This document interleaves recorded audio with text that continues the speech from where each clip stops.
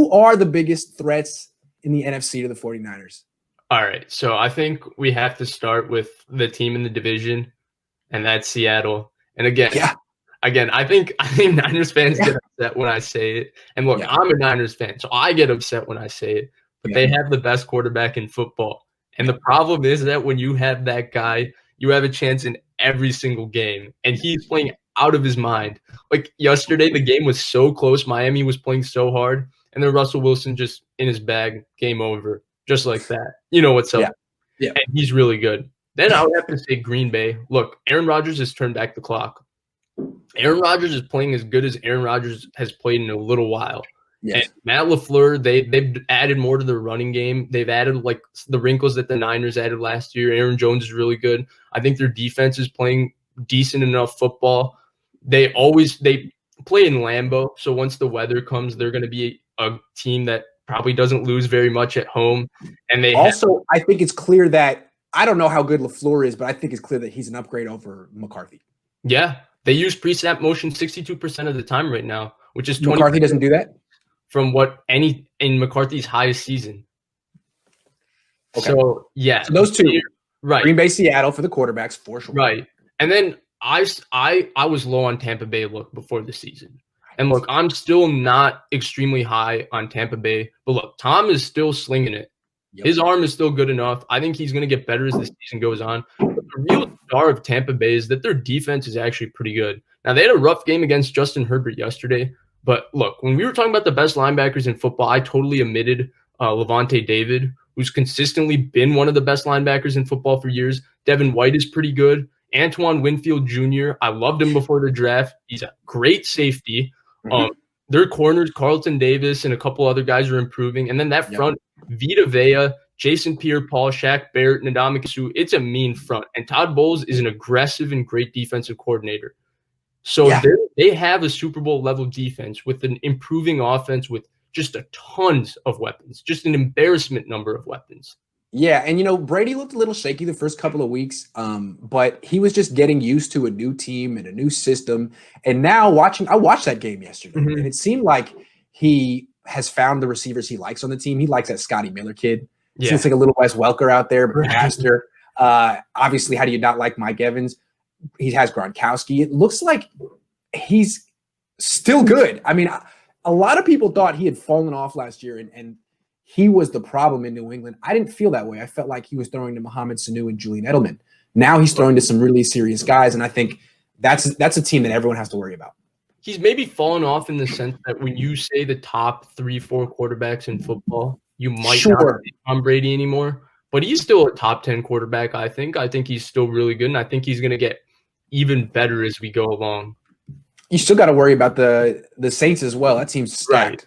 And I was going to bring up the Saints. And the thing with the Saints is that they're also reeling a little bit, not as bad as the Niners, but they have a few injuries.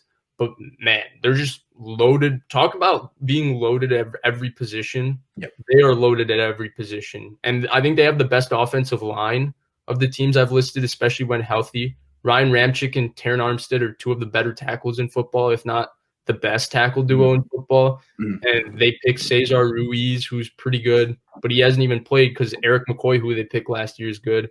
Andres Pete is pretty good. That Nick Easton, I think that's who replaced Larry Warford. He doesn't seem to be holding them back one bit. So I think they're still a pretty good team. They haven't started the season off great, but neither have the Niners, and I would put both of them as contenders. So we just listed 4 teams that are the biggest threats to the NFC. Let's pick one. I'm sticking with my preseason pick of Tampa. I think it's expected that they would be a little shaky at first. And I know that the game was real close with the Chargers yesterday, but I'm encouraged by how Brady looks and the offense looks. I think the defense will do better. I'm sticking with Tampa as the team to beat in the NFC. Okay, so my answer to the biggest is going to be a little funky because I think the Packers are the best team in the NFC, but they don't play the Niners well at all. So they're not the biggest threat to the Niners. The biggest threat to the Niners is Seattle. Seattle gets that defense ready to play every time for division games, and they have a quarterback who's just spectacular. And the Niners may never actually face the Buccaneers this season. So, right. But they do face the Saints. God, that schedule's crazy. Yeah. What else we got? Oh, real quick, let's stick with this topic. Okay, so we've named who we think is the biggest, but are there any other teams? I mean, the Niners lost to the Cardinals. I actually think the Niners are better than the Cardinals, even though I think they're a lot better. I think the Cardinals are Kyler Murray, DeAndre Hopkins, Chandler Jones, and then a bunch of Budda Baker, and then a bunch of young mixes of young dudes and kind of older dudes who don't like Larry Fitzgerald and Pat P, who don't really have it as much anymore. Yeah. But look, I think the Cardinals are 1 to 2 years away. They have the quarterback. They now have DeAndre Hopkins. Cliff might not be the best head coach, but he's a good play caller. Yeah, he is a good play caller. And look, if they do a good job drafting, they have an opportunity to have a really good team. One year, maybe 2 years from now. Is there anyone else in the NFC that I'm thinking? I mean, the Niners just lost to the Eagles, but the Niners. I have to mention the Rams, man. I really Thank you. Let's talk about the Rams. It's not even particularly because of their offense. When you list like the 10 best defensive players in football, you're probably listing Aaron Donald and Jalen Ramsey.